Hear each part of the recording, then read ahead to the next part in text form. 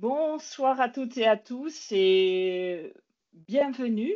Ravie de vous retrouver aujourd'hui et ravie de vous voir aussi nombreux. C'est une première, cette masterclass sur l'IA. Je pense qu'aujourd'hui, vous avez suivi pour beaucoup d'entre vous d'autres conférences, d'autres webinaires sur l'IA.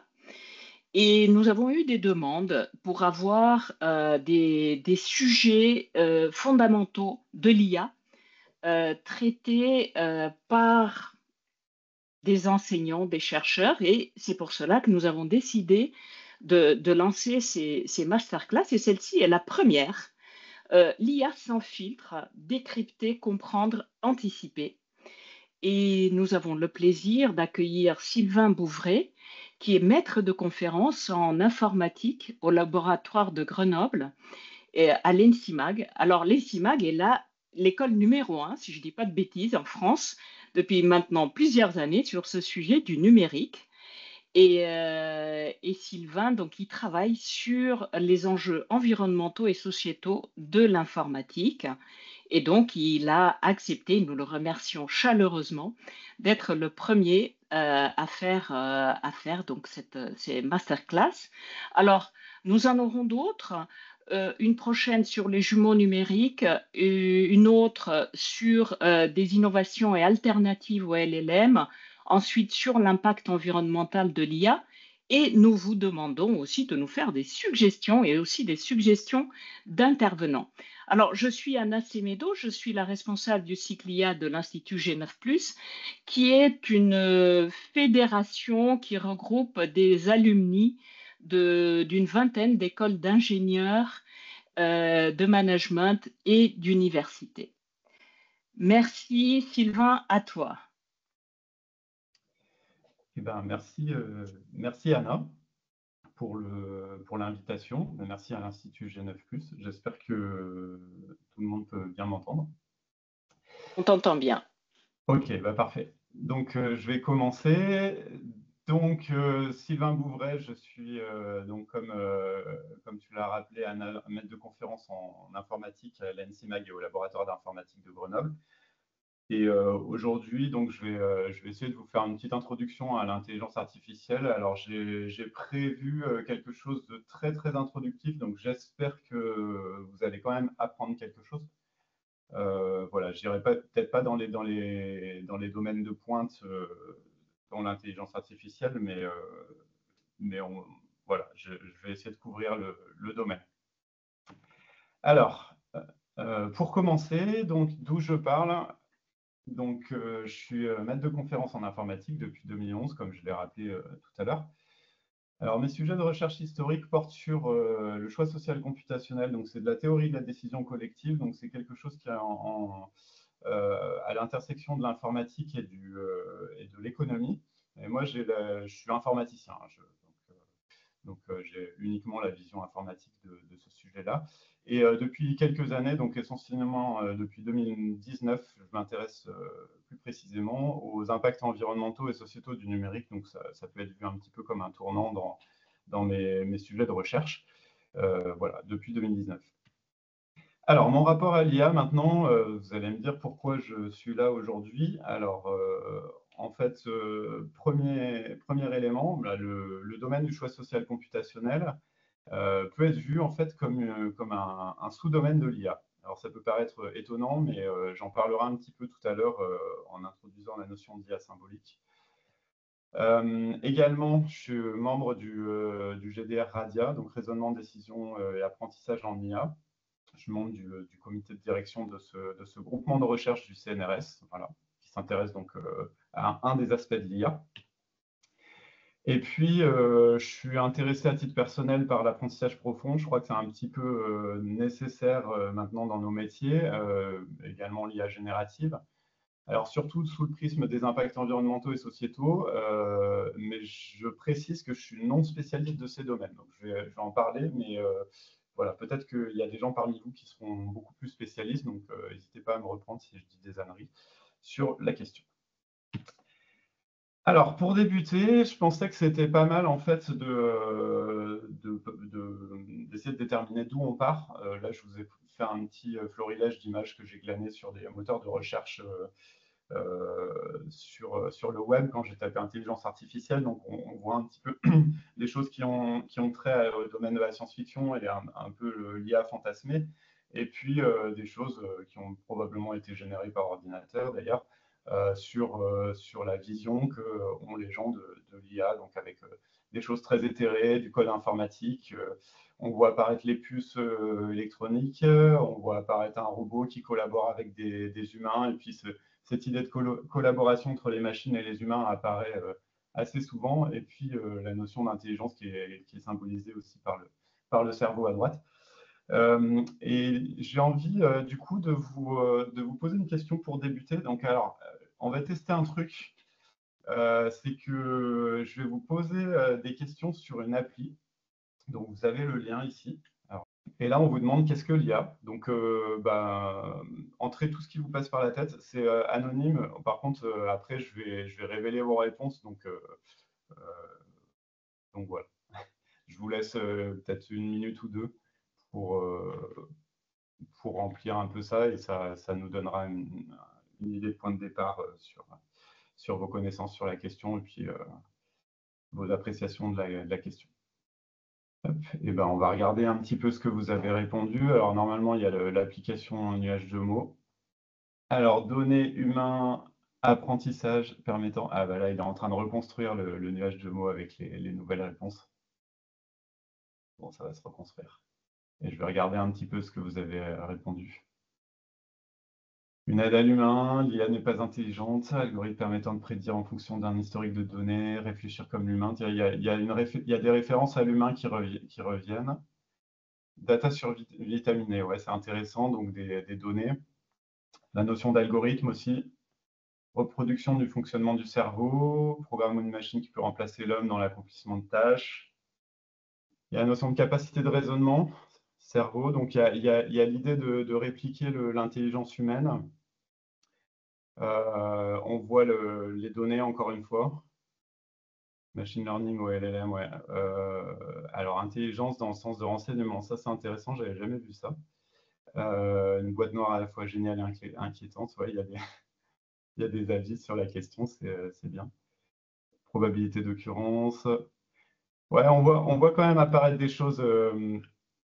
Bon, données, humains. Là, vous voyez dans le nuage de mots, c'est quand même des choses qui reviennent relativement souvent. Voilà, j'ai pas le temps de tout lire, mais en tout cas, il y a des réponses très intéressantes. Alors, on va tâcher de répondre un petit peu à cette question. Voilà ce que je vous propose pour aujourd'hui. Donc, j'ai prévu 6 parties, mais je ne présenterai pas tout en détail parce que j'ai bien trop de matériel. On pourra éventuellement revenir sur des choses que je n'ai pas présentées si vous avez des questions spécifiques. On va commencer déjà par essayer de poser une définition de l'IA parce que c'est des choses un petit peu floues, contours pas très clairs, pas très nets. Et je pense que c'est nécessaire avant toute chose d'essayer de discuter de ces choses-là. Alors, qu'est-ce que l'IA? Donc, vous avez donné quelques réponses qui étaient intéressantes. En fait, moi, je reprends quelque chose qui a été proposé par notamment Russell et Norvig dans leur livre de référence sur l'IA. Eux, ils classent l'IA selon 4 boîtes, en fait. Donc, des systèmes qui pensent comme des humains, des systèmes qui agissent comme des humains, des systèmes qui pensent rationnellement et des systèmes qui agissent rationnellement. Alors, vous voyez qu'il y a différents types de systèmes ici. Et en fait, on voit apparaître 2 dimensions. Alors, déjà, la notion de référence, en fait, qu'est-ce qu'on vise? Est-ce qu'on vise vraiment à faire des choses qui sont comme les humains, ou alors est-ce qu'on vise un modèle idéal de rationalité? Et ce n'est pas du tout la même chose. Ça, c'est la première dimension, donc de gauche à droite. Deuxième dimension, à l'aune de quoi on juge? Est-ce que c'est de la pensée ou est-ce que c'est du comportement? Donc, est-ce que c'est des systèmes dont on observe qui se comportent intelligemment, ou alors c'est des systèmes qui pensent vraiment intelligemment? Alors, il y a une autre distinction qui a été faite historiquement sur cette notion d'IA, c'est la notion d'IA forte versus IA faible. Et ça correspond à la deuxième dimension. Donc, les partisans de l'IA forte cherchent plutôt à construire des systèmes qui pensent vraiment comme des humains ou rationnellement, alors que les partisans de l'IA faible cherchent plutôt à construire des choses qui se comportent plutôt intelligemment. Alors en fait, il n'y a pas de bonne réponse, hein. Les quatre boîtes ont été explorées, les 4 pistes ont été explorées par des gens différents et ont mené en fait à des pistes de recherche vraiment différentes. Alors maintenant, je vais revenir sur le quiz. À votre avis, où se situe ChatGPT dans cette nomenclature? Alors là, j'avance sur la question. Voilà, normalement, vous avez dû, sur votre appli, si vous êtes toujours connecté là-dessus, voir avancer la question. Et là, je vous pose la question, à votre avis, ChatGPT, comment ça se classe là-dedans? Est-ce que c'est un système qui pense comme des humains, un système qui agit comme des humains, qui pense rationnellement, qui agit rationnellement? Alors, donc on va voir ce que vous avez répondu. Ah, c'est assez bien réparti, donc en une petite majorité pour la réponse D, un système qui agit rationnellement. Pensez pas à ça. Alors en fait, il n'y a pas vraiment de bonne réponse. Ben on va voir en fait. On va le détailler un peu plus. ChatGPT, c'est un exemple que je vais reprendre au cours de ma présentation. Alors, avant de reparler de ChatGPT, je vais vous donner quelques éléments supplémentaires en fait, sur ces 4 boîtes, en commençant par la boîte en bas à gauche, là, des systèmes qui agissent comme des humains. Alors, pour tester ce genre de système, en fait, il y a un test que la plupart des gens connaissent, c'est le test de Turing. En fait. Et c'est un test qui vraiment cherche à évaluer ce type d'approche, donc des systèmes qui agissent comme des humains. En fait, c'est un test d'intelligence comportementale. Donc, le principe, c'est qu'un humain interagit avec une entité, que ce soit un humain ou une machine, par le biais d'un clavier. Et l'ordinateur réussit le test s'il réussit à tromper le questionneur, donc l'humain qui questionne, 30% du temps, et à se faire passer pour un humain. Donc en gros, en tant que questionneur, on interagit avec une boîte noire. On ne sait pas si c'est un humain ou une machine à l'intérieur, et on considère qu'une machine est intelligente, enfin, pour ce test-là, s'il réussit à se faire passer pour un humain moins 30% du temps.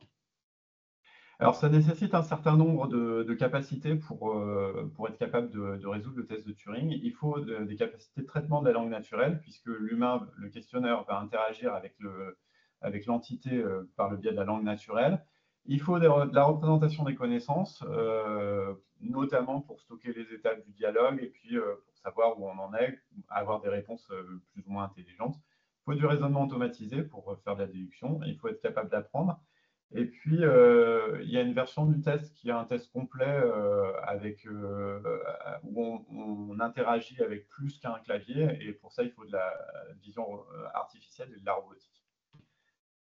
Alors, c'est une approche pragmatiste. Là, il nous importe peu de savoir si la machine raisonne vraiment comme un humain tant qu'elle agit extérieurement comme telle. C'est pour ça que je disais qu'il s'agissait d'un test d'intelligence comportementale.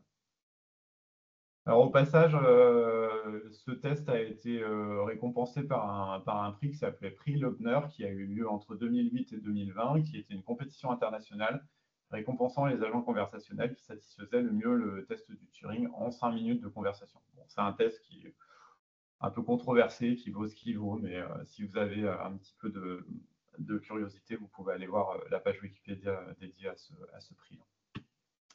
Alors, j'ai demandé à ChatGPT, dans une ancienne version de ChatGPT, s'il était capable de passer le test de Turing. Alors, sa réponse n'est pas très claire. Enfin, voilà, ChatGPT commence par nous expliquer ce qu'est le test de Turing. Et puis, bah, en fait, la réponse, elle est ni oui ni non. En fait, plutôt non. À la fin, il dit: je suis pas capable de reproduire une intelligence humaine à tous égards. Il est généralement assez facile de déterminer que je suis une machine si vous creusez suffisamment en posant des questions complexes ou en observant mes réponses de manière critique. Bon, ok. Je ne sais pas quoi déduire de ce test, mais je trouvais ça intéressant de lui demander. Alors, il y a pas mal d'objections qui ont été formulées à l'utilisation du test de Turing comme test d'intelligence, dont certaines ont d'ailleurs été formulées par Turing lui-même.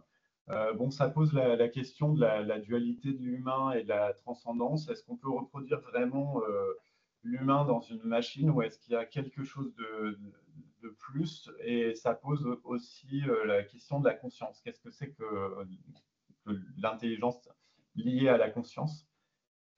Et qu'est-ce que c'est que l'expérience de l'émotion? Alors ça, c'est lié aussi à l'expérience de la chambre chinoise que j'évoquerai très très rapidement après, comme objection au test de Turing. Et également, une autre objection, c'est l'objection de la stupidité artificielle.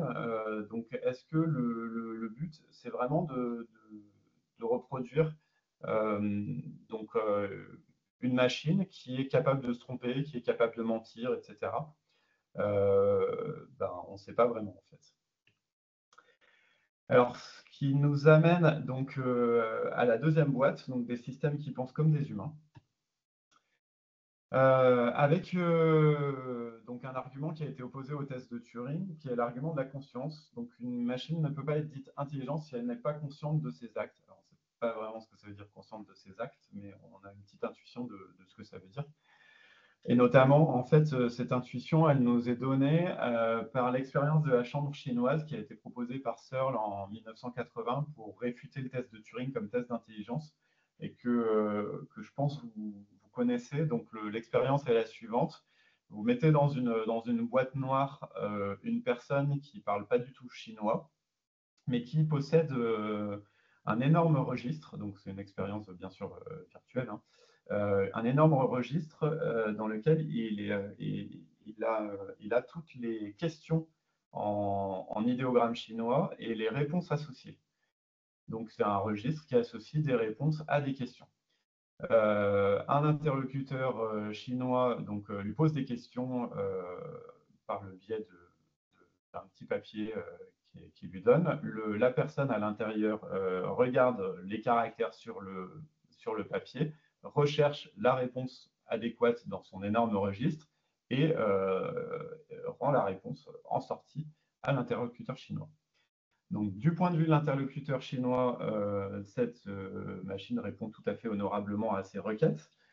Pour autant, peut-on dire que c'est une machine intelligente, sachant que la personne à l'intérieur ne connaît pas un mot de chinois? Alors, c'est certainement une machine, c'est une personne très intelligente. En revanche, ce n'est pas une personne parlant le chinois couramment. Voilà. Donc, ça pose en sous-jacent la question de la nature de la conscience. Est-ce qu'on peut créer une conscience à l'aide uniquement de matériel, typiquement de puces électroniques, ou pas? Ou est-ce que la conscience nécessite quelque chose de plus? Donc, ça, c'est dualisme. Donc, question philosophique à laquelle bon, je n'aurai pas la réponse aujourd'hui.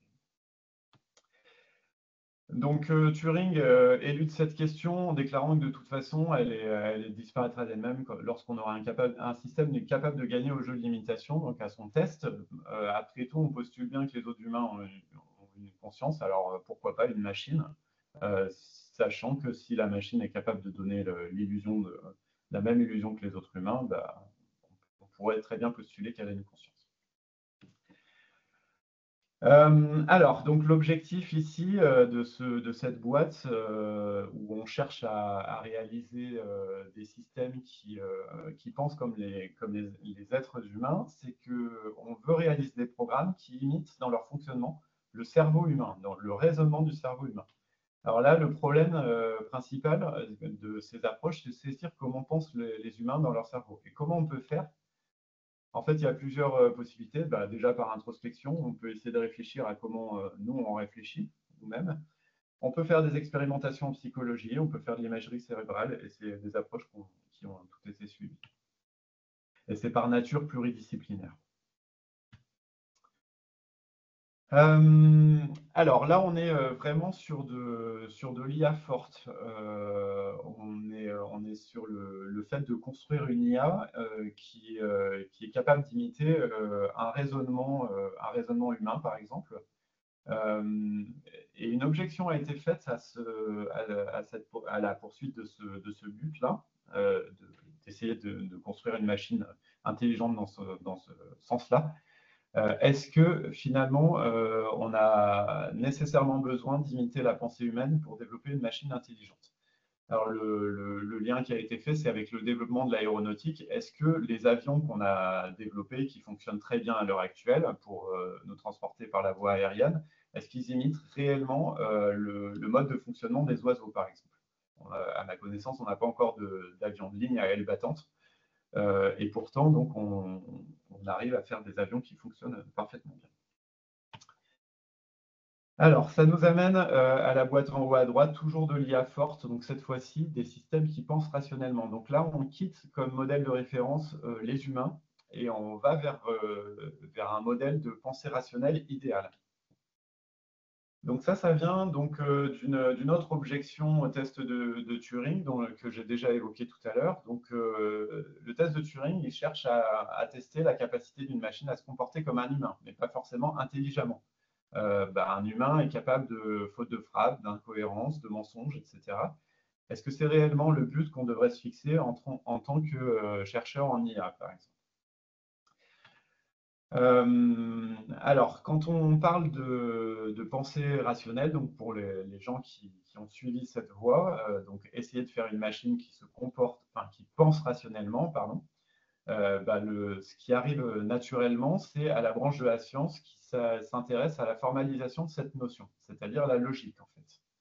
Et la logique, en quoi elle concerne la rationalité, c'est qu'en fait, la logique sert à codifier des procédés qui ont trait au raisonnement irréfutable.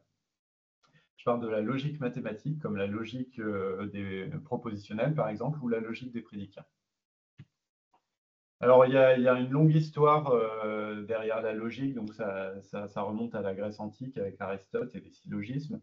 Il y a eu un gros développement avec une formalisation mathématique avec les logiciens du 19e siècle. Et puis, les premiers programmes d'IA dans les années 50-60 étaient des programmes qui étaient fondés sur la logique notamment, avec l'idée de simuler le principe de déduction logique par des machines. Alors le problème, c'est qu'ici, on a deux obstacles principaux. Donc, premier obstacle, la modélisation de la connaissance informelle, la logique ne se prête pas très bien à ça. Bon, on a des moyens de modéliser de la connaissance informelle en utilisant des langages formels, mais de manière générale, en fait, ça ne marche pas très bien. Et également, une limite qui est arrivée très rapidement dans l'histoire de l'IA, c'est la puissance de calcul. Pour faire du raisonnement logique, il faut énormément de puissance de calcul. Et souvent, c'est là où le bas blesse. Dernière boîte, donc des systèmes qui agissent rationnellement. Donc là, on n'est plus du côté de l'humain, encore une fois, on est vraiment sur la rationalité, mais cette fois-ci, on n'est pas sur la pensée rationnelle, mais vraiment sur un système dont on peut dire qu'il agit rationnellement. Alors, les objectifs des gens qui travaillent sur cette boîte-là, c'est à la fois plus ambitieux et moins ambitieux que les approches précédentes. Alors, pourquoi? C'est plus ambitieux parce que l'objectif de ces approches, c'est de concevoir un agent artificiel qui est situé dans son environnement. Donc, c'est-à-dire qui est capable d'agir dans un environnement physique, par exemple. Donc, qui est capable d'interpréter en fait, des signaux venant de l'extérieur et d'agir au mieux selon son environnement physique. Et c'est à la fois moins ambitieux parce que ici, on ne cherche pas à viser un objectif d'agissement parfait, mais d'agir de la meilleure manière possible, étant donné les informations dont dispose ce système et ses capacités. Donc là, on a un concept de rationalité limitée ici. Et donc là, cette approche s'intéresse aux principes généraux et composants nécessaires à la construction de tels agents. Alors, je ne rentrerai pas plus en détail là-dessus. Si on devait synthétiser un petit peu toutes ces approches, je crois qu'il y a autant de définitions d'intelligence artificielle qu'il y a de personnes qui se sont intéressées à la question. Moi, je vous en propose une que j'ai extraite d'un livre de Jean-Marc Alliot et ses collègues qui a été écrit en 2002 et qui est inspiré de Minsky. Donc, l'intelligence artificielle a pour but de faire exécuter par l'ordinateur des tâches pour lesquelles l'homme, dans un contexte donné, est aujourd'hui meilleur que la machine. Alors, elle est intéressante,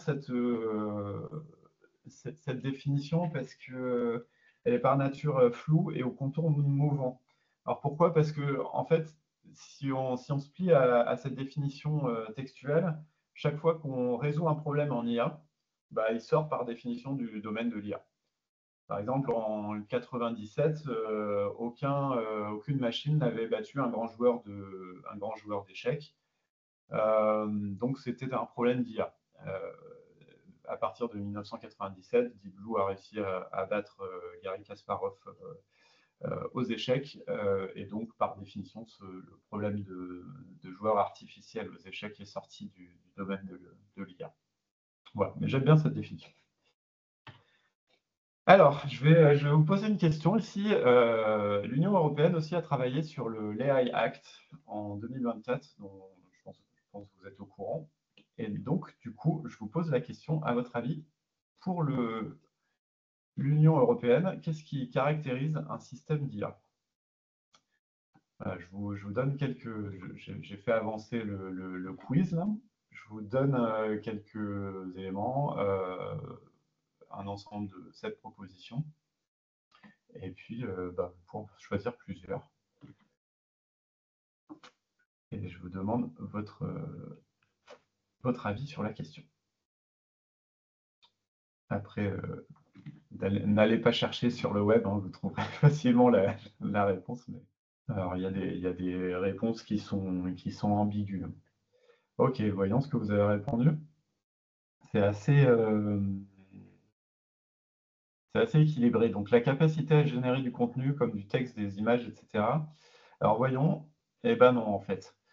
Donc là, parmi ces propositions, il y a l'autonomie, l'adaptabilité, capacité à influencer l'environnement physique ou virtuel. Alors, la capacité à générer du contenu, en fait, c'est un peu ambigu. C'est pas exprimé comme ceci. Donc, je vais vous montrer la définition. Voilà, donc je voulais copier-coller ici. Donc AI system means a machine-based system that is designed to operate with varying levels of autonomy. Donc là, on retrouve l'autonomie, and that may exhibit adaptiveness, donc l'adaptation, after deployment, and that for explicit or implicit objectives infers, donc la notion d'inférence, en fait, capacité à déduire du contenu, à déduire des choses. Infers from the input it receives how to generate outputs. Alors, on pourrait l'interpréter comme de la génération de contenu au sens textuel ou image, c'est pour ça que c'est un peu ambigu. En fait, ils disent plutôt, ouais, il y a de la génération de contenu, mais il n'y a pas que ça. Il y a aussi des prédictions, des recommandations ou des décisions. Et that can influence physical or virtual environments.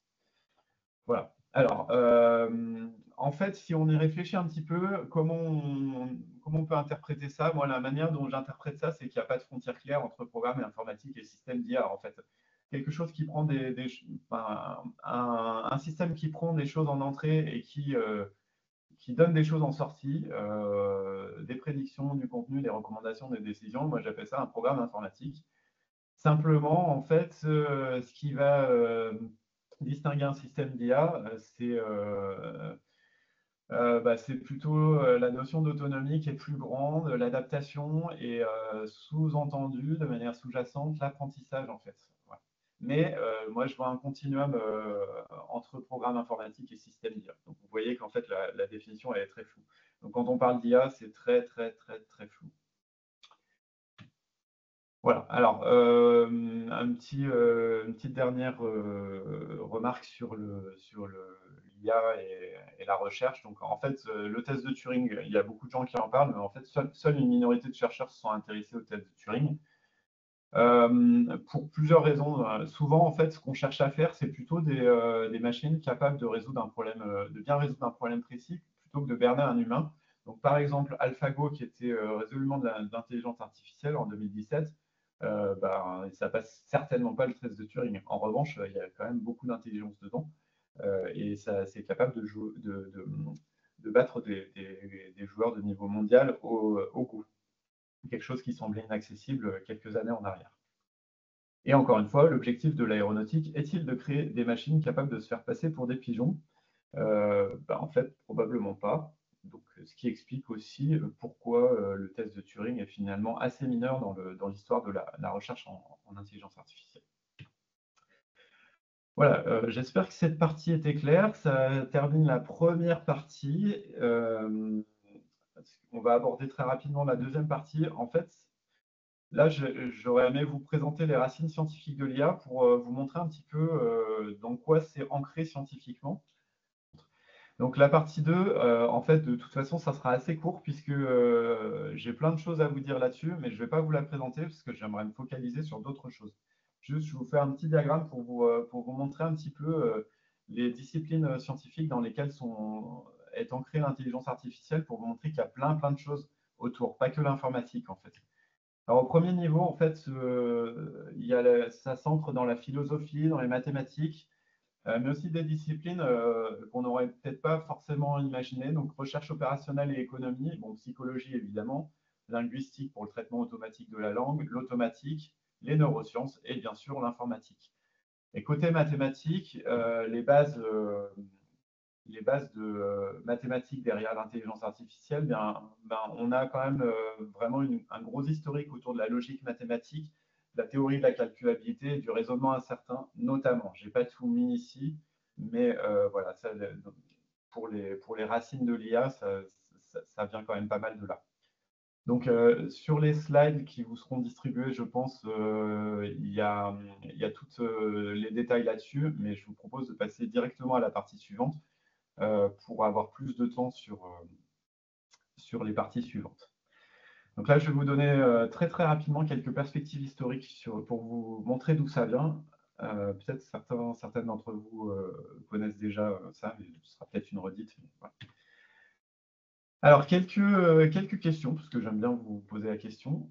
Qui peut être considéré comme le père du terme intelligence artificielle?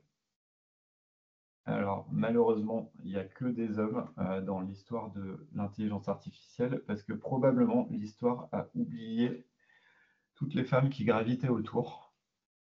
Donc voilà. Si quelqu'un veut refaire l'histoire de l'intelligence artificielle, ça ne serait pas inutile, je pense. Je vous remets le boîtier de vote.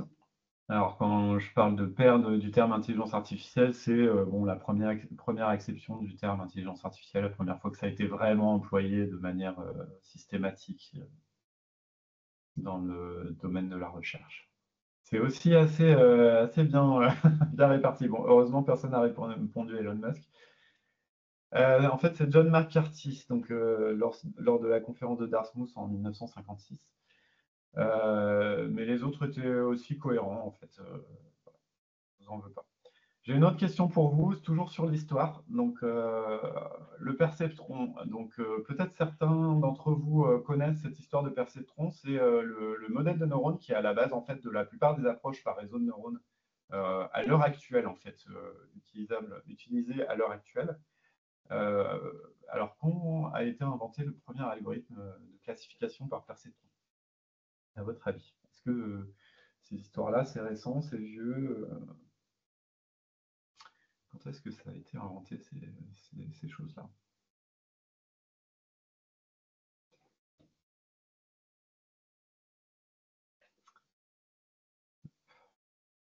Je vous laisse encore quelques secondes pour répondre.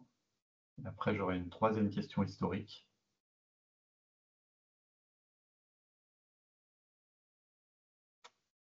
Alors, voyons. Eh ouais, c'est pas mal.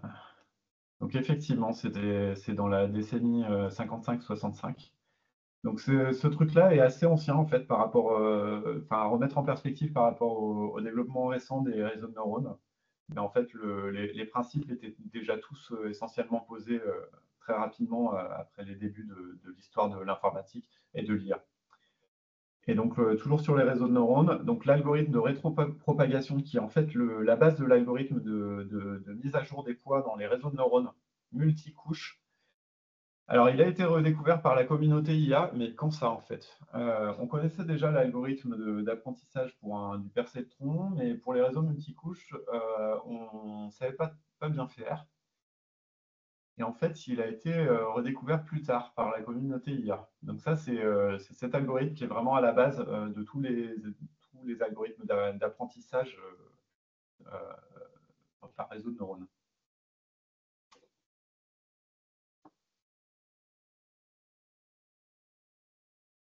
Je vous laisse encore quelques secondes.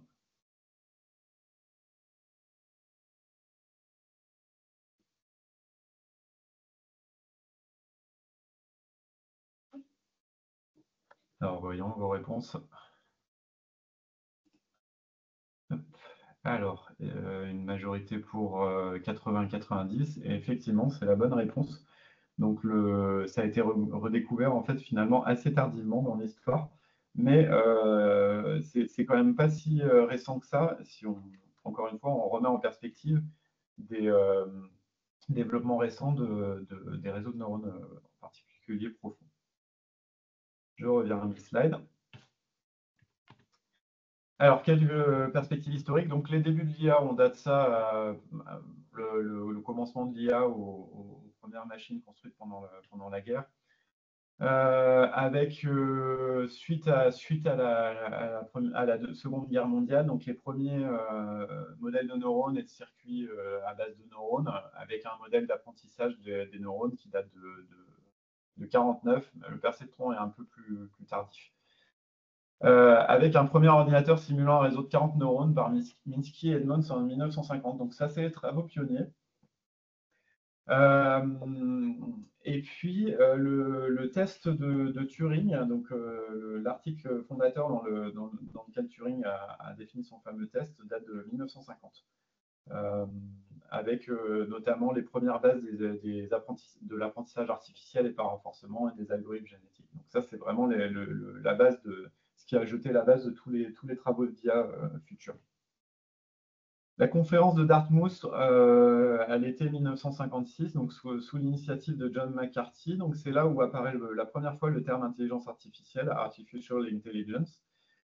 Et cette conférence, elle a réuni une dizaine de spécialistes éminents dans divers domaines tels que la théorie des automates, les réseaux neuronaux, l'étude de l'intelligence.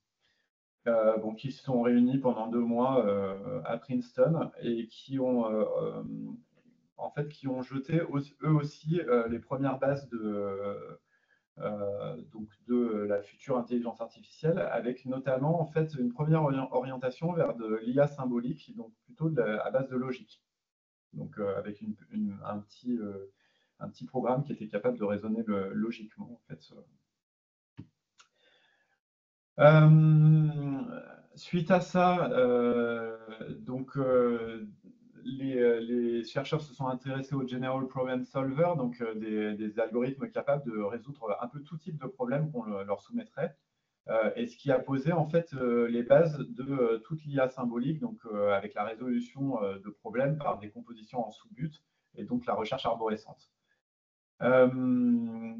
Je passe le reste en fait qui est un peu plus anecdotique.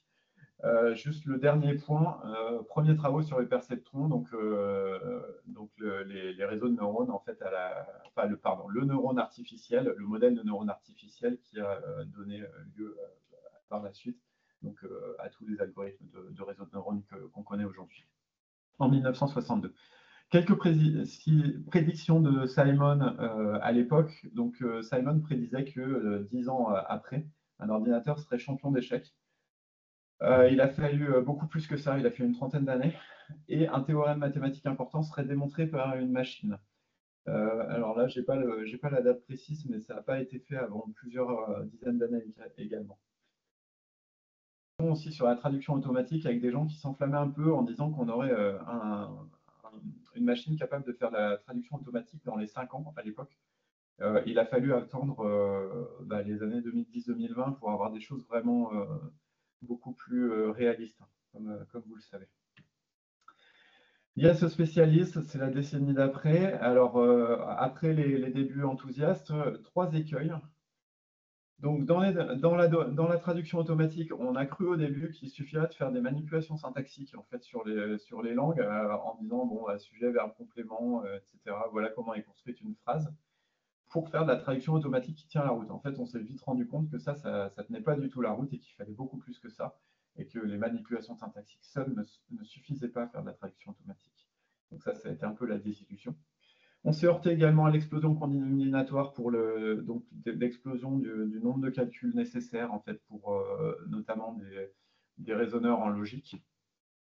Et puis, la capacité de représentation limitée des structures fondamentales qui permettent de générer un comportement intelligent. Par exemple, les perceptrons, c'est très bien, mais un perceptron tout seul, ça ne génère pas un comportement intelligent. En même temps, en fait, on a le boom des systèmes experts, en fait. Finalement, en fait, on se heurte à l'explosion combinatoire, mais est-ce que les approches qu'on utilise, notamment en logique, ne peuvent pas être utilisées pour résoudre des petits problèmes très bien formalisés? Donc l'idée, c'est celle-ci, c'est on restreint le domaine d'application, on injecte beaucoup de connaissances dans ce domaine, et ça permet de restreindre le champ des inférences et de limiter l'explosion combinatoire. D'où les systèmes experts, donc, qui résolvent très bien des petits problèmes de décision, notamment en fait, sur des bases de données médicales ou ce genre de choses. Et ça a été concomitant avec le développement d'un langage de programmation logique dans les années 70, qui est Prolog. Années 80, c'est ce qu'on appelle l'âge de raison de l'IA, entre 80 et 2000. Donc là, on commence quand même à avoir des premiers systèmes experts à succès commerciaux. Donc, ce n'est pas l'IA qu'on imaginait au début de l'histoire de l'IA, c'est vraiment des systèmes dédiés à la résolution de problèmes particuliers. Et vu que ces systèmes commencent à avoir un petit succès commercial, ça génère des levées de fonds, notamment au Japon, en fait, et aux US. Pour créer de plus en plus de ces systèmes, donc avec une hausse constante du coup des budgets consacrés à l'IA dans les entreprises.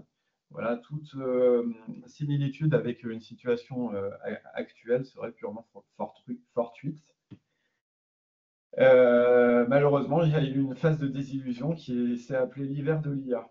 On s'est rendu compte que finalement, ça ne marchait pas si bien que ça marchait sur des petits problèmes, mais dès qu'on cherchait à monter, à faire un passage à l'échelle, ça marchait beaucoup moins bien. En même temps, tout n'est pas si noir, puisque durant l'hiver de l'IA, l'IA devient de plus en plus une science et s'organise en sous-domaines. Voilà, donc ça s'organise, la recherche s'organise de plus en plus. Retour des réseaux de neurones dans les années 80, donc ça c'est la question que je vous ai posée, avec la redécouverte de l'algorithme de rétropropagation pour non pas le perceptron tout seul, mais des neurones mis en réseau. Et ça a vraiment fait avancer la science dans le domaine de l'IA connexionniste. Donc avec des premiers succès des réseaux de neurones sur des problèmes très très spécifiques. Donc la reconnaissance de caractères notamment, pour les chèques bancaires, pour les codes postaux. Donc très très rapidement, dans les années 80, on a eu des systèmes qui fonctionnaient sur ces problèmes spécifiques. Donc reconnaissance de chiffres typiquement. En revanche, pour faire de la reconnaissance d'images, par exemple, beaucoup plus large, reconnaître des chiens, des chats, etc., pour l'instant, en fait, ça n'a pas marché du tout, en fait.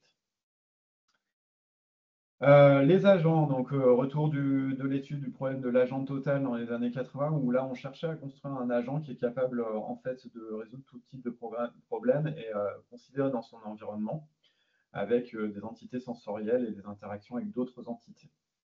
Et ce problème d'agent qui a mené à l'étude des systèmes multi-agents a marqué un regain d'intérêt avec notamment l'arrivée du web, avec les bots, les systèmes de recommandation et les moteurs de recherche.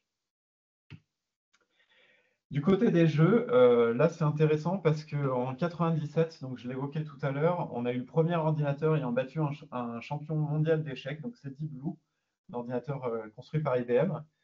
Et là, ça a marqué un succès de l'IA faible, en fait. C'est pas du tout des IA qui cherchent à reproduire le mode de pensée de l'être humain. C'est vraiment un algorithme de parcours d'arbre. C'est une variante de l'algorithme min-max.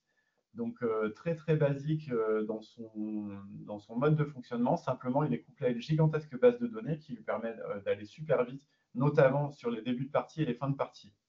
Donc là, c'est pas du tout l'IA telle qu'on la connaît maintenant, c'est vraiment un type d'IA très systématique et qui imite pas du tout le fonctionnement de l'être humain. Donc là, c'est vraiment le gros succès de l'IA faible avec des approches connexionnistes neuronales du coup, qui sont beaucoup plus en retrait dans cette décennie-là. Voilà. Alors la décennie suivante va changer la donne avec l'arrivée de l'explosion des données et des capacités de calcul. Alors, en fait, il y a plusieurs facteurs qui ont changé la donne. Le premier de ces facteurs, c'est l'avènement du web et des systèmes connectés. Donc, le web est un peu antérieur, mais on peut dire que ça a vraiment explosé dans les années 2000. Qui dit web, en fait, dit gigantesque corpus de données. Ça, c'est intéressant. Pourquoi? Parce que sur le web, bah, vous avez énormément de monde qui met du contenu généré par les êtres humains. Et donc, ce contenu peut être utilisé pour notamment faire de l'apprentissage. Alors, le premier exemple, en fait, date d'un peu avant. C'est pour de la désambiguïsation de termes, en fait, pour savoir exactement de quoi on parle, et avec une approche qui s'appuie en fait sur de la recherche sur le web pour savoir de quel terme on parle exactement dans un texte. Alors, entre la désambiguïsation et Watson, moi je me souviens en fait une de mes premières confs en IA où je suis allé en 2006, j'étais en thèse à l'époque, je me souviens très bien d'avoir vu apparaître à ce moment-là un système qui résolvait des mots croisés et qui n'était pas du tout fondé sur de l'intelligence, sur de la compréhension. En fait, ce que faisait le système, grosso modo, à peu de choses près, c'est poster les, euh, les définitions sur un énorme moteur de recherche et essayer de récupérer en fait les réponses. En fait, c'était finalement la base de l'apprentissage. On va pas essayer de comprendre la définition, on va juste essayer d'inférer des choses à partir d'un gigantesque corpus, de trouver des choses qui ressemblent. Voilà, bon, il y avait bien sûr des couches un peu additionnelles pour la conjugaison des verbes, etc. Mais c'est un système qui fonctionnait pas trop mal. Et j'ai été vraiment extrêmement étonné de voir ce genre de système apparaître, puisque c'était complètement nouveau à l'époque. En 2011, peut-être certains d'entre vous se souviennent de Watson, qui est la première machine construite par IBM également à avoir gagné le jeu Jeopardy contre des bons joueurs humains. Donc là, ça nécessite plus que du raisonnement pour les échecs, ça nécessite de la compréhension de la langue naturelle, entre guillemets. Et en fait, la manière dont fonctionnait Watson, c'était grâce à une énorme base de données alimentée par le biais des pages web. En fait. Voilà. Alors, tout ça, c'est les précurseurs du renouveau des réseaux de neurones. Jusqu'ici, on n'en parlait pas trop, mais là, il y a un renouveau qui va s'opérer, en particulier réseau de neurones profonds. Alors ça, c'est permis par deux choses. Donc, encore une fois, la disponibilité de grands corpus de données qu'on n'avait pas avant. Ça, c'est nécessaire pour l'entraînement de ces réseaux de neurones profonds et l'augmentation considérable des capacités de calcul, en particulier des processeurs graphiques. À ce moment-là, en fait, on s'est aperçu que finalement, les processeurs graphiques étaient capables de réaliser de manière extrêmement efficace un certain nombre d'opérations, notamment toutes les opérations de calcul matriciel, qui étaient les mêmes pour générer une image 3D et pour faire de la rétropropagation dans les réseaux de neurones. Donc, on s'est dit, bon, OK, on va utiliser ces ressources de hardware de calcul pour finalement faire de l'apprentissage et de l'inférence dans les réseaux de neurones. Et suite à ça, l'avènement de l'ère du deep learning, je note juste deux dates un peu cruciales. Il y en a vraiment d'autres. Je voulais être court. Donc, AlexNet en 2012. Donc, c'est la première fois qu'il y a un réseau de neurones. Là, c'était 8 couches. Réseau de neurones convolutif a réussi à battre à plat de couture toutes les autres approches sur le challenge de reconnaissance d'image, ImageNet. Et là, ça a vraiment marqué un tournant dans le deep learning. En 2017, une architecture particulière, les Transformers, qui est dédiée au traitement automatique de la langue naturelle. Et ça a permis l'avènement des grands modèles de langue qui montrent les performances qu'on connaît actuellement. Donc, suite à ça, évidemment, avènement de l'IA générative, là, je cite que les grands modèles de langue, mais il y en a d'autres. Et puis, démocratisation des outils, ChatGPT arrive en 2022, si je me souviens bien, et a atteint 1 million d'utilisateurs en 5 jours. Alors, l'IA aujourd'hui, c'est quoi? Les applications les plus visibles. Bon, on en parle beaucoup moins maintenant, les véhicules autonomes, mais c'était quand même quelque chose dont on parlait vraiment beaucoup il y a quelques années. Voilà, je ne sais pas où on en est vraiment depuis 2018. Je ne sais pas si ça adviendra vraiment. En fait, on parle beaucoup plus de l'IA générative maintenant, mais il y a encore des gens qui travaillent, énormément de gens qui travaillent sur les véhicules autonomes. Les robots, bon, évidemment, les robots qu'on connaît chez nous, des robots guides, et puis je sais qu'il y a pas mal de gens qui travaillent sur des robots avec de l'IA générative embarquée, en fait. Bon, je ne sais pas quand on arrivera à avoir des robots qui seront suffisamment réalistes pour interagir correctement avec nous dans des contextes divers et variés, mais bon, beaucoup de gens travaillent dessus. Au niveau des jeux, j'ai cité quelques exemples, les échecs, Jeopardy ou le Go. On parle beaucoup de chatbots également dans les jeux pour les services clients des entreprises, etc. Et puis, en fait, tout ce qui est ChatGPT, ce qui a suivi, en fait. J'aurais pu aussi parler des algorithmes de recherche dits intelligents, en fait, moteurs de recherche, etc. La génération d'images, les assistants intelligents, la reconnaissance faciale, les diagnostics médicaux, l'IA prédictive pour les embauches ou dans le domaine de la justice. Voilà, c'est non exhaustif, mais c'est ce qui est le plus visible selon moi à l'heure actuelle. Alors, quelques tendances observées dans le machine learning, notamment sur l'entraînement en fait des grands modèles de langue. Je trouve ce graphe assez intéressant. On voit clairement l'accélération dans la partie bleue à droite ici. Ce que montre le graphe, donc c'est la date en abscisse, en ordonnée, c'est le nombre d'opérations en virgule flottante nécessaires pour entraîner les plus gros systèmes de machine learning. Attention, en ordonnée, l'échelle est logarithmique. Ça veut dire que la tendance est clairement exponentielle. Et sur la période bleue, donc du deep learning, on a un doublement de ces demandes en termes de nombre d'opérations tous les 5,6 mois environ. Donc tous les 6 mois, la taille des modèles double. Voilà. La question à emporter que je pose, c'est jusqu'à quand on pourra continuer comme ça. Alors j'ai bien une petite idée, mais là on est clairement sur une tendance exponentielle qui est absolument intenable. Voilà. J'avais un petit exercice de pensée pour vous, mais je ne vous le ferai pas pour passer plus vite à la suite. Donc, je passe à la partie 4. Est-ce que vous avez quelques questions sur la partie Alors, je vois une question qui commence à être un tout petit peu ancienne, mais Oui. à laquelle tu vas peut-être répondre. Sachant que tous les humains ne pensent pas de la même manière, est-il rationnel et pertinent de créer des systèmes qui pensent comme des humains? Je n'ai pas de réponse à cette question. Ça, c'est une question un peu philosophique. Effectivement, qu'est-ce que ça veut dire penser comme un humain? Honnêtement, je sais pas bien. Donc, je vais faire un peu une réponse de Normand. Peut-être que c'est pas raisonnable, effectivement. Mais c'est une manière de voir les choses. Ouais. Merci. Il n'y a pas d'autre pour Il l'instant. n'y a pas d'autre? Ok.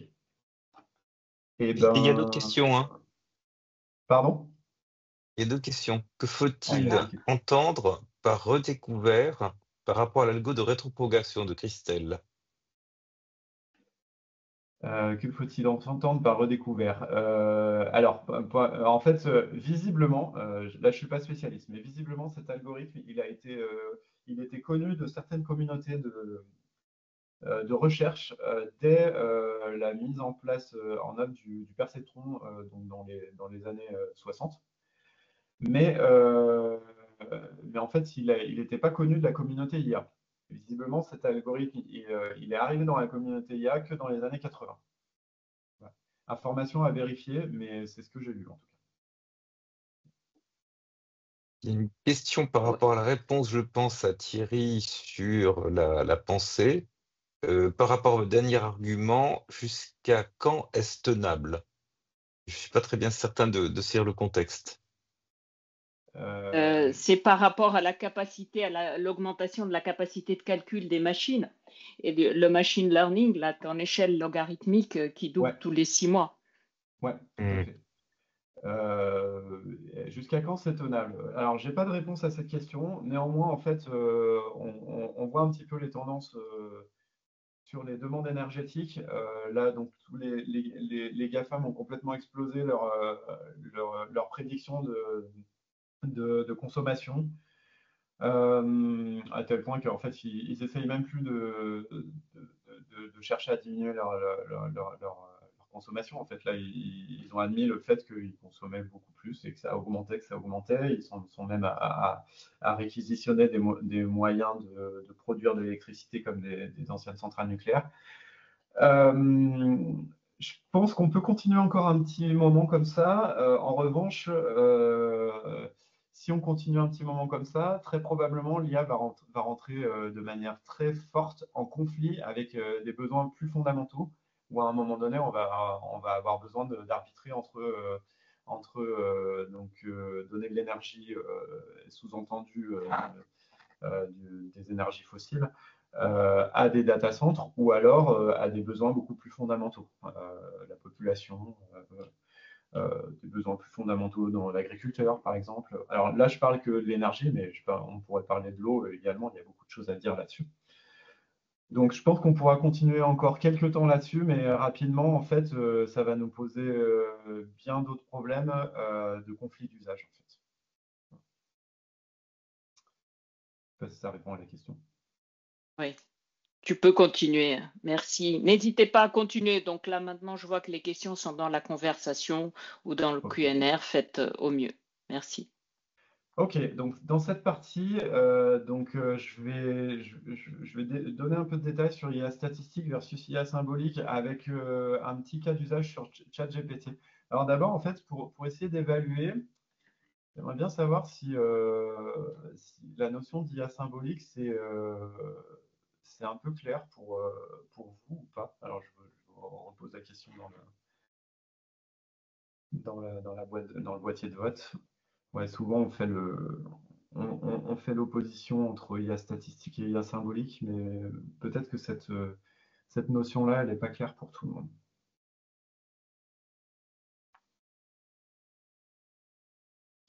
Je vous laisse encore quelques secondes.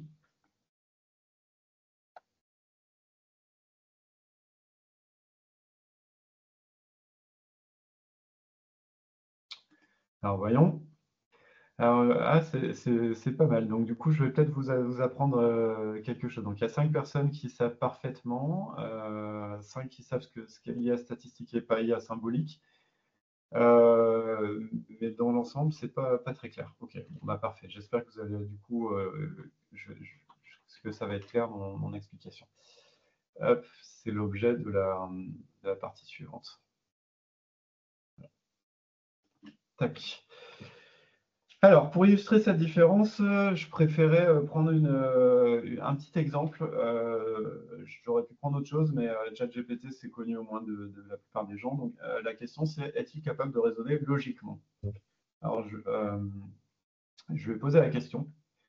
Voilà la question que je vais poser. Donc, bonjour ChatGPT, j'ai un problème de logique. Dans mon village, le jardinier taille les arbres de toutes les personnes qui ne peuvent pas le faire elles-mêmes. Est-ce que le jardinier taille ses propres arbres? En fait, j'ai essayé de le berner parce que ça, c'est une version à moi du paradoxe de Russell sur le barbier, hein, le fait que le barbier taille la barbe des gens qui ne peuvent pas se raser eux-mêmes.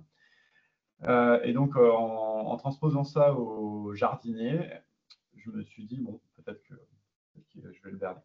Alors en fait, il a reconnu le paradoxe du barbier, donc c'est moi qui me suis fait avoir, et bon, bah, il me donne une réponse tout à fait correcte.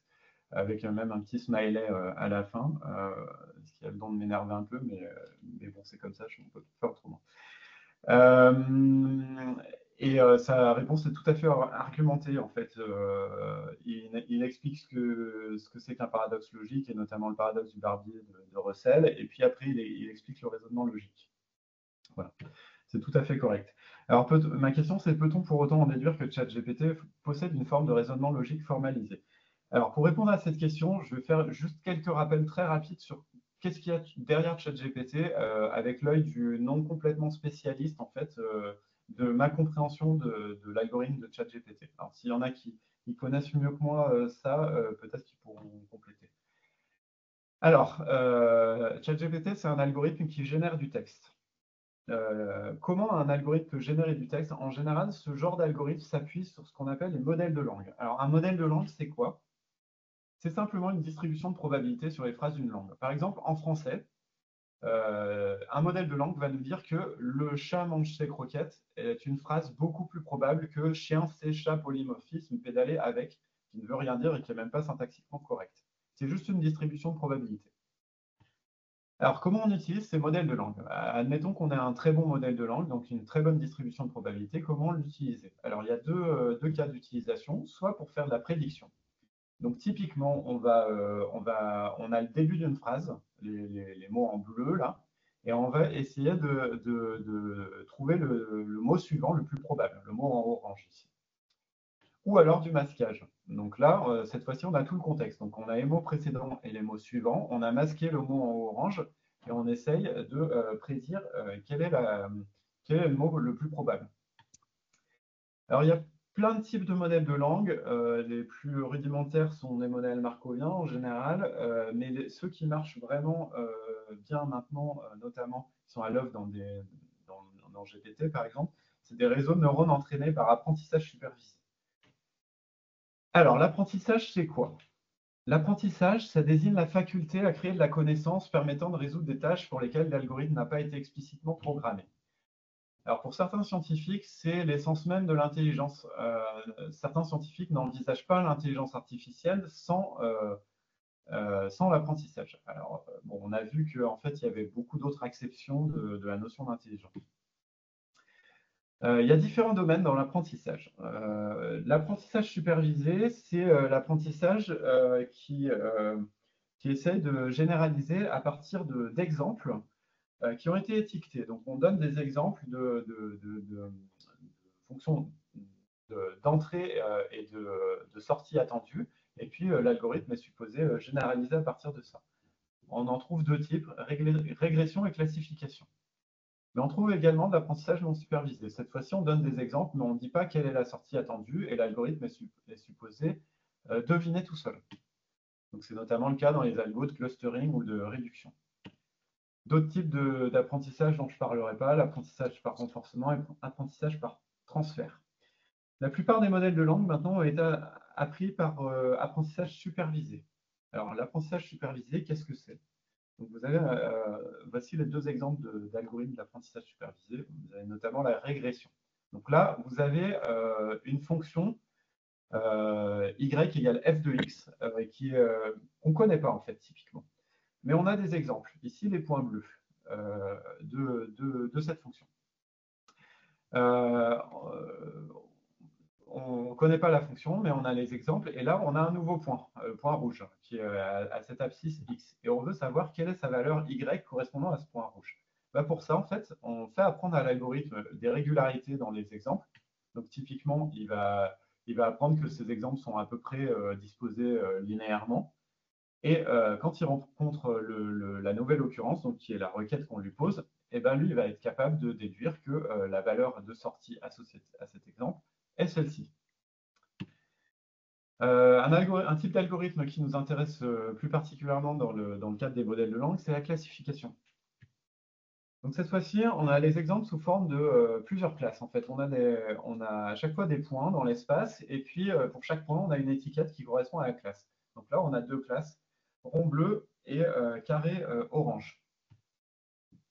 On nous donne un point dans l'espace, et la question c'est, est-ce que c'est un rond bleu, est-ce que c'est un carré orange? Et bien pour ça, on fait apprendre à l'algorithme par exemple un séparateur linéaire des classes. Et puis, en fait, comme ça, on est capable de déterminer selon où se trouve notre requête, notre nouvel exemple, si c'est un rond bleu ou si c'est un carré orange. Là, en l'occurrence, c'est un carré orange. Alors, pourquoi je vous parle de ça? Parce que la plupart des modèles de langue actuels ont été calculés par des algorithmes de classification dont l'objectif est de prédire le mot suivant à partir des mots précédents. Alors, la vision simplifiée de ces algorithmes, c'est que vous fournissez en entrée un codage des mots précédents de la phrase et qu'en sortie, l'algorithme va essayer de deviner le mot suivant. Et en fait, plus précisément, ce qu'il nous donne, c'est une probabilité que le mot suivant soit tel truc. Alors, ces probabilités, comment elles ont été apprises? En analysant un corpus de texte. C'est ça les exemples. Et le corpus de texte, c'est quoi? C'est des sites web, c'est des extraits de conversation qui peuvent être éventuellement privés, des livres, etc. Et les capacités de généralisation de l'algorithme d'apprentissage font qu'il est capable de prédire un mot, même à partir d'une phrase qu'il n'a jamais rencontrée auparavant. Et donc, pour revenir au chatbot, quand on pense une question à un chatbot, il génère les mots les uns après les autres en se servant du prompt qu'on lui a mis, plus du début de la phrase générée comme entrée de l'algorithme. Voilà, c'est juste ça, un chatbot. Donc, dans un algorithme d'apprentissage, là, je rappelle juste qu'il y a deux phases. Il y a la phase d'apprentissage où on fournit des exemples étiquetés, donc par exemple le corpus de texte, et qu'on peut exécuter hors ligne. Et puis, ce qu'on appelle l'inférence, c'est les utilisateurs qui vont interroger le chatbot. On fournit à l'algorithme une phrase, donc c'est le prompt et le début de la phrase déjà générée. Et puis, l'algorithme calcule le mot suivant, le plus probable. Alors, les algorithmes de classification les plus efficaces à l'heure actuelle sur du texte, sur des images, etc., s'appuient sur des réseaux de neurones profonds. Alors, les réseaux de neurones profonds, très rapidement, ça marche comment? Vous avez un modèle de neurone, le perceptron qu'on a déjà évoqué. Un neurone, c'est quoi? C'est des entrées, si vous en avez 5, et une sortie. Alors, pour le perceptron, les entrées, c'est ça. La fonction, c'est ça. Ce que calcule le neurone, c'est ça. Il va faire une somme pondérée de toutes les entrées. Il va faire passer par une fonction un peu particulière qui s'appelle la fonction d'activation, et il vous donne une sortie. Alors, un neurone tout seul, c'est pas capable d'apprendre grand-chose. Pour que ça fonctionne, il faut mettre ces neurones en réseau multicouche. Où, en fait, là, vous avez 4 couches, et les entrées des neurones d'une couche sont obtenues à partir des sorties des neurones de la couche précédente. Pour le chatbot, pour les algorithmes de prédiction de texte, ce que vous mettez en entrée du réseau, c'est le début de la phrase. Exemple, le gros chat mange des. Et ce qu'il y a en sortie du réseau, c'est tous les mots possibles. Donc, par exemple, ici, il va nous dire que croquette, c'est le mot le plus probable avec une probabilité de 0,96. Donc, ce qui est appris dans les réseaux de neurones, c'est l'ensemble des poids portés par les connexions entre neurones.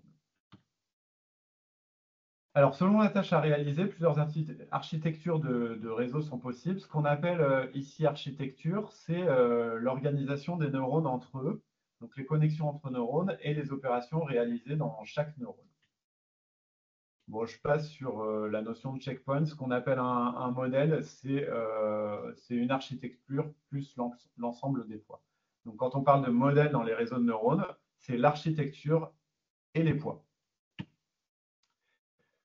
Et pour la génération de texte, voici à quoi ressemble l'architecture la plus performante à l'heure actuelle. Ça s'appelle Transformer. Je vous ai mis l'image ici. Je ne la détaille pas, mais en fait, voilà à quoi ressemble une architecture avec plusieurs types de couches qui sont mises les unes après les autres. Et je vous donne ici quelques ordres de grandeur de combien de neurones il faut pour les gros modèles de langue. Donc, par exemple, pour GPT-3 d'OpenAI, qui commence à dater un petit peu, pour vous donner une petite idée, donc, il y a 96 couches de neurones et 175 milliards de paramètres dans le réseau. Ce réseau est capable de prendre une entrée de 32 000 mots, donc c'est-à-dire qu'en fait, il est capable de prendre un historique de conversation de 32 000 mots et il est capable de plonger ça dans un espace à 12 000 dimensions. Pour un autre modèle, Llama 3.1 de Meta, ici, on est sur 405 milliards de paramètres pour 126 couches, avec 128 000 mots en entrée. Et le coût d'entraînement, ça a nécessité en opération en virgule flottante 3,8 fois 10 puissance 40 opérations en virgule flottante. Alors là, on est sur des ordres de grandeur, je ne suis même pas capable de m'imaginer ce que ça veut dire en fait. Alors, un petit point, la plupart des gros modèles de langue tels que celui que j'ai décrit sont génériques, dédiés à des tâches textuelles générales. Si vous voulez les entraîner sur des tâches spécifiques, par exemple pour répondre à un système après-vente, pour un service après-vente dans une entreprise particulière, vous pouvez entraîner ces modèles spécifiquement en faisant de ce qu'on appelle de l'affinage de modèles. Donc là, vous partez d'un LLM générique, déjà entraîné, et vous relancez un entraînement sur le corpus particulier en entraînant que les couches de sortie et en figeant le reste des poids. Donc ça, c'est l'algorithme général. C'est du fine-tuning. Alors, un dernier point sur chatbot et modèle de langue. En fait, là, on a parlé de modèle de langue. En fait, un modèle de langue fait de la prédiction de mots suivants. Donc, sait faire de la génération de texte à partir de ça. Mais pour un chatbot, c'est un tout petit peu plus que ça. Il faut en plus être capable de générer des dialogues réalistes. Alors, en général, vous avez une couche supplémentaire en plus du modèle de langue qui s'appuie sur de l'apprentissage par renforcement, sur du feedback humain. Donc, c'est-à-dire qu'en fait, que vous avez simplement des gens qui ont annoté des dialogues générés par l'IA, et l'IA apprend à partir de ces annotations en favorisant en fait les dialogues qui ont été bien notés par les humains. Et puis, bien sûr, il faut une interface web, par exemple. Alors, conclusion sur ChatGPT. Donc, pour revenir à la question initiale, est-ce que ChatGPT est capable de fournir un raisonnement logique, est capable de raisonner logiquement? En fait, si on regarde le cœur de l'algorithme, c'est vraiment de la génération mot à mot, donc, qui s'appuie sur des modèles de langue qui sont déterminés par classification supervisée, par réseau de neurones profonds, affinés par apprentissage par renforcement. Ça veut dire quoi? En fait, il n'y a rien de plus derrière. A priori, rien de plus. Donc, en particulier, aucune formalisation du raisonnement logique, pas de règle syntaxique de formation des phrases. Donc, ça veut dire qu'il est capable de générer des phrases qui sont syntaxiquement correctes et qui sont bluffantes en termes de réalisme, et également du point de vue du raisonnement logique, mais a priori, il n'y a pas de moteur de raisonnement logique ni de formalisation de quoi que ce soit derrière, à ma connaissance. Donc, si on estime qu'il a une capacité de déduction logique, en fait, cette capacité de déduction, c'est uniquement dû à sa capacité de généralisation statistique à partir d'exemples. Et donc, c'est nous qui interprétons ça comme une capacité de déduction logique. A priori, il n'y a pas de moteur logique derrière. Voilà, donc ça explique un petit peu ce qu'on entend par IA statistique, qui est bien différent de l'approche par IA symbolique, que je vais évoquer maintenant. Donc, l'IA symbolique, c'est une approche complètement différente. Donc, l'approche, c'est la suivante. On traduit notre problème dans un langage formel, typiquement la logique propositionnelle ou du premier ordre. Et ce qu'on appelle problème ici, en général, qu'est-ce que c'est? On a une base de connaissances, c'est-à-dire on a un certain nombre de faits et pas des données, mais des règles.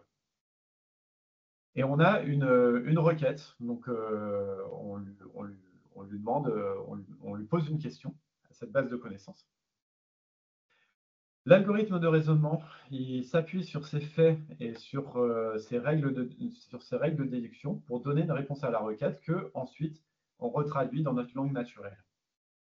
Alors, si ce n'est pas clair, je vais vous donner un petit exemple dans le slide suivant.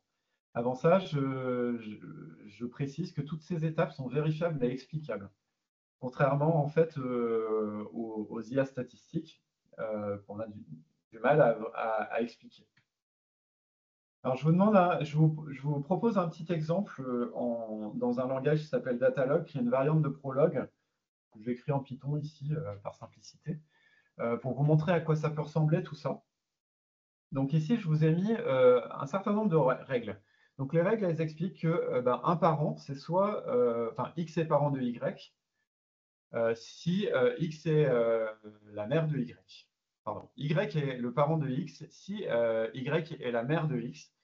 Y est le parent de X si Y est le père de X. J'explique aussi ce que c'est qu'un enfant. Donc, il y a une relation enfant entre X et Y, s'il y a une relation parent entre Y et X. Et puis, j'explique également ce que c'est qu'un ancêtre. Un ancêtre, c'est un parent direct ou un parent indirect par le biais de parents et ancêtres. Voilà. Donc, ça, c'est les règles que j'ai formalisées dans ma logique. Maintenant, je pose un certain nombre de faits. Voilà, le fait que Jon Snow a pour mère Lyanna Stark, là, je vous laisse vérifier les arcades de Game of Thrones si c'est vrai ou pas. Etc. Donc j'ai mes faits. Et puis je vais poser une requête. Typiquement, je demande en fait qui sont les ancêtres d'Arya Stark. Et là, bah, l'algorithme de déduction est censé me donner en fait à partir des règles et de ces règles de déduction à lui, l'ensemble des ancêtres. Là, c'est une approche complètement différente, hein. Ici, on n'a pas c'est pas du statistique, c'est vraiment des règles encodées en dur. Et les déductions sont faites par un moteur qui déduit de nouveaux faits à partir de faits qui sont posés.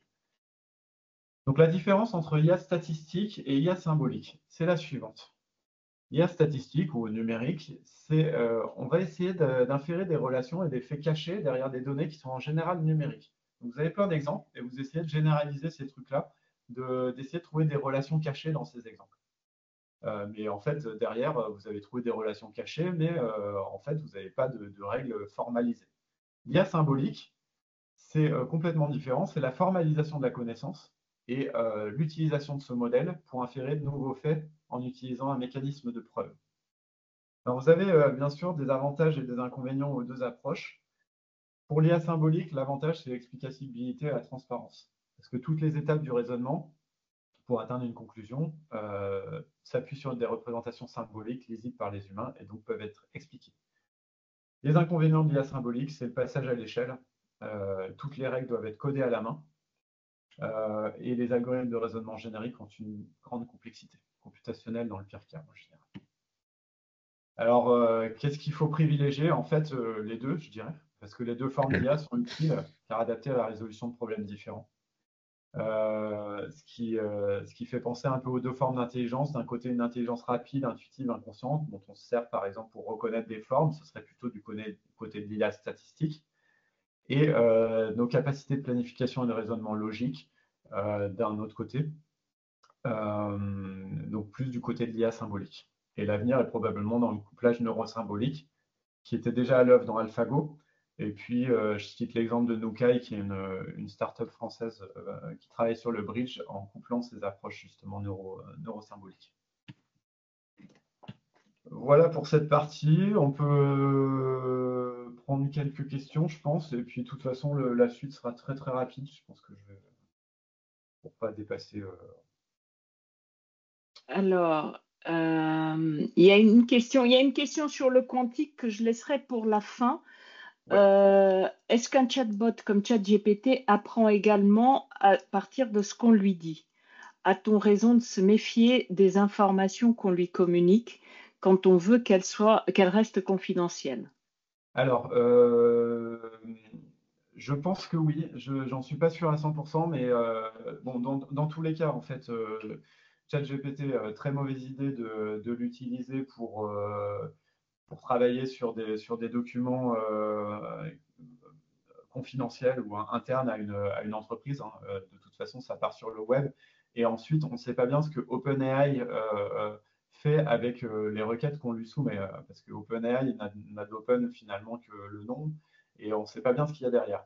Donc, mon interprétation, c'est que oui, les dialogues sont utilisés pour continuer à faire de l'apprentissage sur le modèle. Mais là, je ne peux pas en être sûr à 100%. Merci Sylvain. Alors, il est 29, on avait prévu de terminer à 30. Je trouve que c'est dommage de ne pas traiter la partie qui reste. Oui. J'espère que nos amis qui sont là présents, ils sont encore très très nombreux. Vous allez pouvoir rester un petit peu parce que la partie qui vient me paraît aussi très importante. Oui, ça va être rapide de toute façon.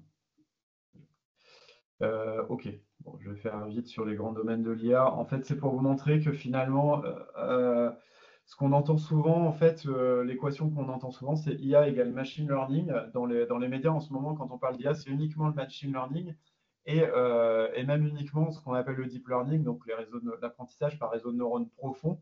Et finalement, c'est beaucoup plus large que ça, le domaine de l'IA. Pour s'en convaincre, je vous engage à jeter un œil à ce livre en français, La Panorama de l'intelligence artificielle, qui a été fait par un collectif de collègues en 2014 et qui donne en fait un aperçu de tous les sous-domaines de l'IA.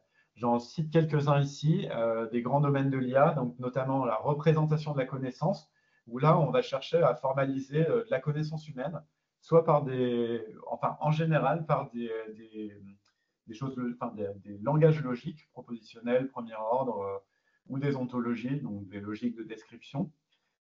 On va chercher aussi à représenter des informations incertaines, des probabilités, par le biais de la logique floue, par exemple, et de la théorie des possibilités, ou de la représentation de préférences des utilités et de l'élicitation de préférences. Ça, c'est de l'IA essentiellement symbolique, qui vise à la formalisation des connaissances humaines. Lié à ça, en fait, une fois qu'on a représenté la connaissance, bah, c'est le raisonnement. Et là, ça nécessite en fait des capacités d'inférence, par exemple en logique, donc avec de la déduction, de l'induction, de l'abduction. Tout ce qui est logique non monotone, c'est pour de la mise à jour de bases de données avec des nouveaux faits, par exemple. Le raisonnement sur le temps et l'espace, le raisonnement sur l'incertain, raisonnement en situation de coopération ou d'adversité, la planification, le problème de satisfaction de contraintes. Donc pour tout ça, en fait, vous avez des langages formels, en général logiques, mais pas toujours. Par exemple, dans les problèmes de satisfaction de contraintes, ce n'est pas de la logique. Des langages logiques spécifiques pour raisonner, par exemple, sur le temps et l'espace ou en présence de plusieurs agents. Encore une fois, de l'IA symbolique ici, qui vise à la formalisation des règles du raisonnement rationnel et à la mise en œuvre de ces règles sur des problèmes concrets. Alors, vous avez plein d'applications, en fait, dont certaines que peut-être vous n'aviez pas imaginé que c'était de l'IA vraiment derrière. De la planification logistique, en fait, c'est du domaine de la recherche opérationnelle, mais il y a une frontière très floue avec l'IA. Des problèmes de configuration de produits également. Alors, les problèmes d'affectation, je cite Parcoursup, par exemple. L'algorithme derrière Parcoursup, c'est du matching. Donc, c'est l'algorithme de Gail Shapley, mais qui peut être vu, en fait, comme une formalisation de l'intelligence humaine, en l'occurrence, l'intelligence d'appariement entre des étudiantes et des étudiants et des formations. Voilà. Bon, il y a beaucoup à dire sur Parcoursup, mais pour moi, ça fait clairement partie du domaine de l'IA. Explicable, pour le coup. La recherche d'informations avec le web sémantique notamment, les systèmes de recommandation, etc. Des systèmes multi-agents, donc là encore un gros pan de l'IA avec là où on s'intéresse à embarquer dans des petites entités qui sont les agents, en fait, une intelligence minimale et de voir comment ça se comporte. Alors l'objectif ici, c'est de formaliser l'intelligence collective et les comportements humains, et vous avez pas mal d'applications là-dessus, notamment pour faire de l'optimisation et également pour générer des scènes réalistes. Donc là, vous avez une capture du Seigneur des Anneaux, là, je crois que c'est dans le deuxième film, où la plupart des scènes de bataille ont été générées artificiellement avec ces systèmes de simulation multi-agents. Donc chaque personnage de la bataille étant un agent particulier avec des règles de comportement très simples. Simulation de comportement de foule. Donc là, vous avez des applications, par exemple, dans la prise en compte de risques naturels, où vous allez chercher à formaliser le comportement humain, à l'implanter dans des agents et à voir en fait ce qui se passe dans des situations de crise typiquement. Donc ça, beaucoup de travaux là-dessus, qui relèvent également du domaine de l'IA. Communication, perception, action, donc ça, on est plutôt du domaine de la robotique, traitement de la langue naturelle, reconnaissance de la parole, perception, reconnaissance d'image. Donc ça, c'est un des grands domaines de l'IA également. Une partie de ces domaines fait appel aux bases théoriques présentées dans les planches précédentes avec également de l'apprentissage. Exemple, planification pour la robotique. L'apprentissage, j'ai déjà beaucoup évoqué dans cette présentation. Je vous donne ici quelques méthodes d'apprentissage classiques que je ne détaille pas. Si vous voulez avoir juste, je fais du name dropping, là, juste quelques exemples d'algorithmes. Et voilà la fin des grands domaines que je vois pour l'IA. Et vous voyez en fait que finalement le machine learning, donc ce dernier domaine de l'apprentissage, c'est finalement qu'un seul des grands domaines. C'est bien plus large que ça en fait. Et je vais conclure très rapidement, puis je propose de prendre quelques questions juste après la conclusion. Juste des questions à emporter en fait. Moi j'aime bien finir par quelques questions éthiques. L'IA est-elle souhaitable? Alors, ça, c'est une grande question, on n'y répondra pas aujourd'hui. Je me suis amusé un peu à regarder rétrospectivement ce qui effrayait les gens en 2010, donc dans le livre de Russell et Norvig. L'IA pourrait faire perdre des emplois, les gens pourraient avoir trop ou pas assez de temps libre. Alors, trop de temps libre, moi, ça m'inquiète franchement pas. L'humanité pourrait perdre le sens de son unicité, l'IA pourrait être utilisée à des fins indésirables. Par exemple, on parlait des slaughterbots, donc la capacité pour une IA de tuer des gens. L'IA pourrait entraîner une perte de responsabilité, l'avènement de l'IA pourrait entraîner la fin de l'humanité. Alors, je ne sais pas bien ce que ça veut dire, mais c'est ce genre d'objection éthique qui était soulevée à l'époque. En 2019, ça a un peu évolué, bien sûr, les objections précédentes existent toujours, mais il y a également des choses plus précises qui sont arrivées. Donc, on parlait beaucoup de la machine morale à l'époque. Je ne sais pas si vous avez déjà vu, est-ce que, notamment dans le cadre des véhicules autonomes, est-ce qu'un véhicule doit écraser un enfant ou 5 adultes, ou ce genre de questions horribles qu'on nous posait sur une application pour voir en fait comment faire réagir une IA à ça. Est-il acceptable de remplacer la décision humaine par une décision automatique? Qui est responsable en cas d'accident? Là, encore une fois, c'est vraiment très biaisé par la mouvance véhicule autonome. L'IA renforce-t-elle des biais existants? Donc là, on a vu beaucoup de choses sur les biais, notamment avec l'avènement de l'IA générative et les systèmes d'entraînement par deep learning.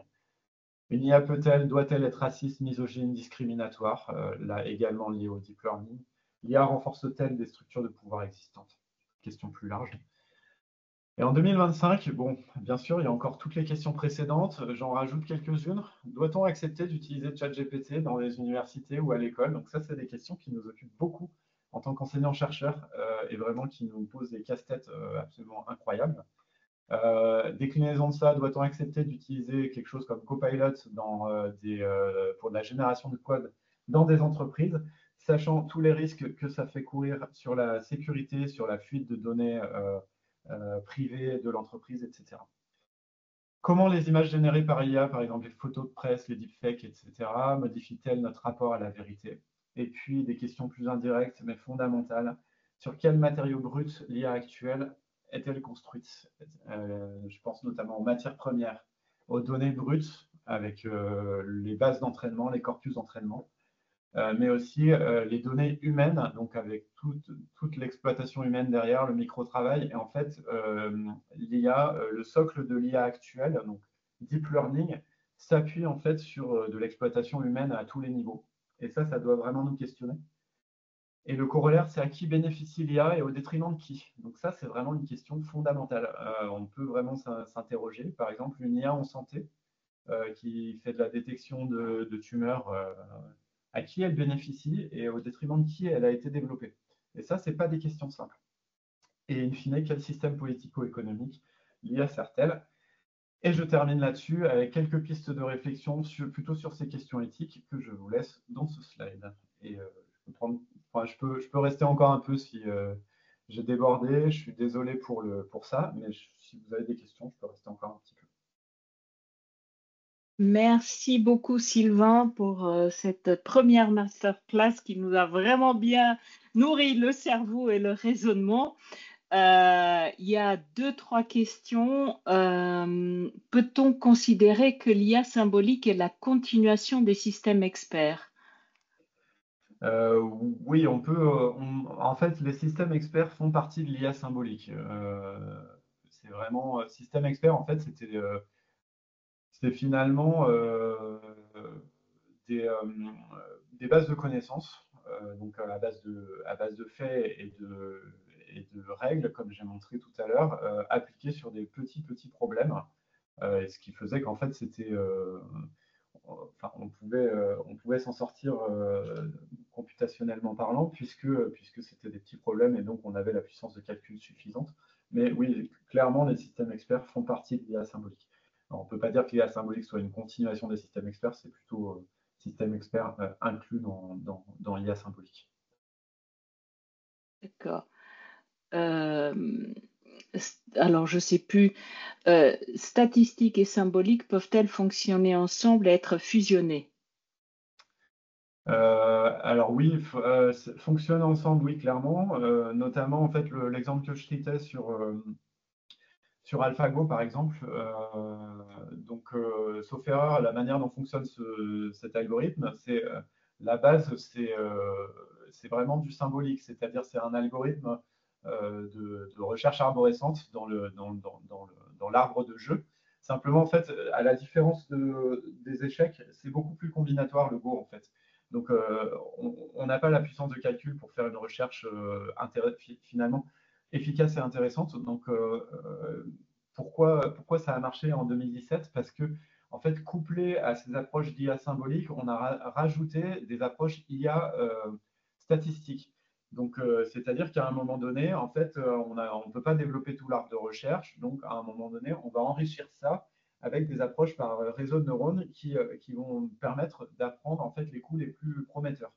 Donc, c'est ce genre d'exemple qu'on voit en fait où on couple IA symbolique et IA statistique, donc avec un moteur principal qui fonctionne par IA symbolique et un moteur annexe pour chercher les meilleurs coups qui fonctionnent par apprentissage statistique.